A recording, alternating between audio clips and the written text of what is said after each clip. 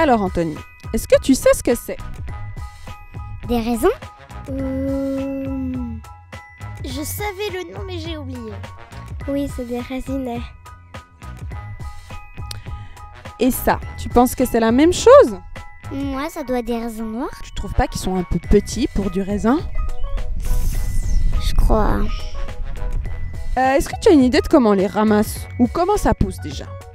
Moi je dirais que ça pousse sur un arbre. Et c'est touffu, donc il y a plein de raisins qui poussent en même temps. Est-ce que tu as une idée de comment on les ramasse?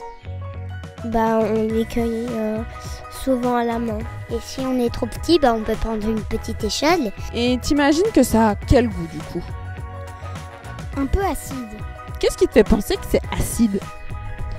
Bah, parce que c'est noir et genre, je vois que ça a l'air acide. Parce qu'il y a beaucoup de fruits, genre, c'est acide. Tous les petits trucs, c'est acide. Est-ce que tu as envie de goûter? Oui.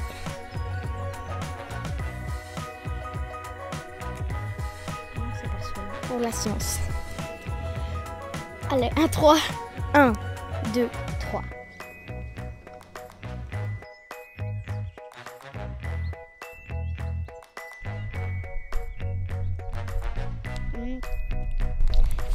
C'est acide.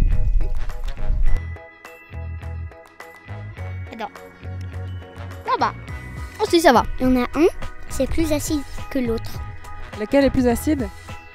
Le rouge. T'en remangerais un? Ça va aller, merci.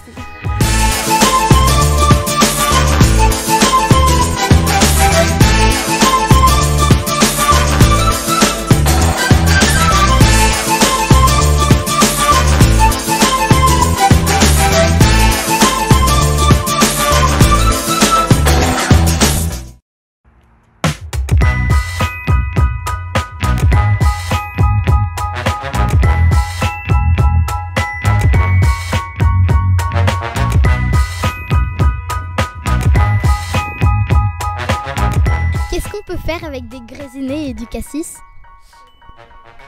Alors avec les raisins et les cassis, on peut faire les deux, on peut faire de la gelée, donc de la confiture. Il y a des gens qui aiment bien manger les deux crus comme ça. Les raisins, il faut aimer ce qui est un petit peu acide, les cassis ça a beaucoup de goût. Et puis après on peut les mettre dans la cuisson. Les cassis ça va très bien pour faire du canard au cassis par exemple, c'est très bon. C'est excellent. Et puis les deux fruits c'est très apprécié pour faire des smoothies aussi, tu vois. Parce que quand on fait des smoothies, souvent c'est très doux les choses qu'on va mettre dedans. Puis quand tu mets un petit peu de raisiné ou un peu de cassis, ça relève le goût, puis ça donne un petit peu de pep. Puis comme c'est très riche en vitamine C, c'est très sain. Est-ce que quand ça pousse les raisins, est-ce que ça change de couleur? Ah oui, t'as raison. Tu vois, au début ça fait des petites fleurs. Elles sont pas très jolies comme fleurs. C'est pas des jolies fleurs comme les fleurs des champs, c'est des petites fleurs.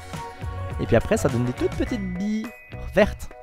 Et puis juste avant de mûrir, elles changent de couleur. C'est à ça qu'on reconnaît qu'elles sont bien mûres, c'est quand elles ont vraiment pris la couleur noire ou bien la couleur rouge. Ça pousse quand le cassis et les graisinets? Alors les raisins et les cassis, ça se récolte normalement dans le mois de juillet. Cette année on est très en avance, alors on les a déjà à fin juin.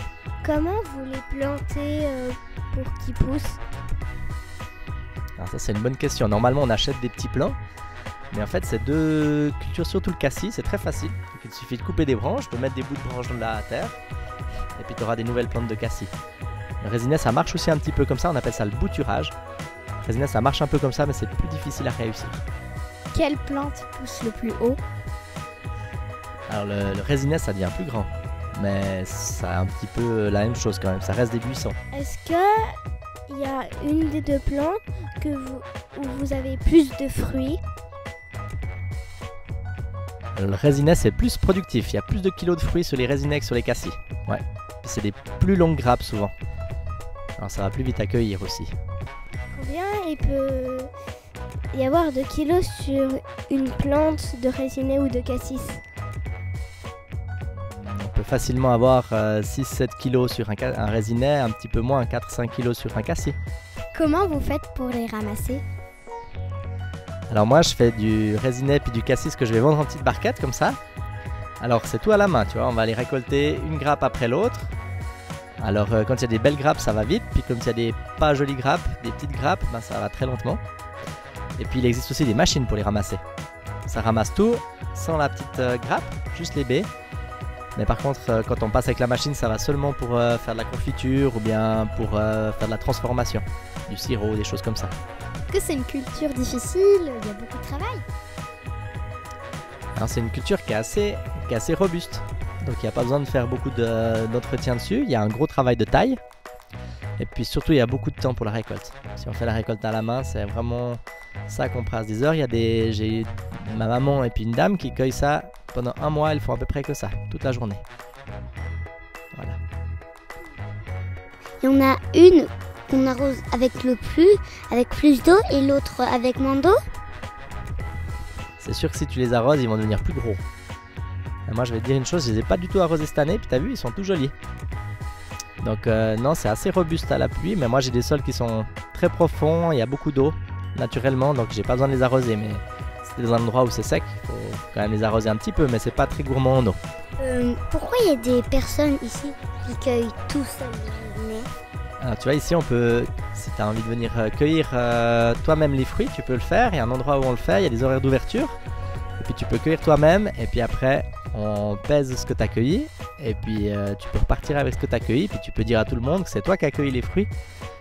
Est-ce que vous avez beaucoup de clients pour acheter les raisins ou les cassis?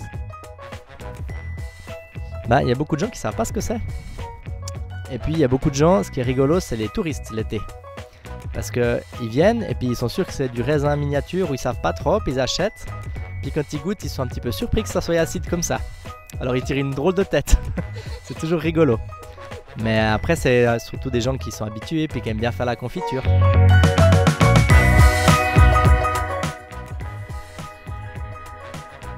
Alors, est-ce que vous avez appris quelque chose? Oui! En tout cas, merci Fernand pour toutes ces explications. Mais avec plaisir.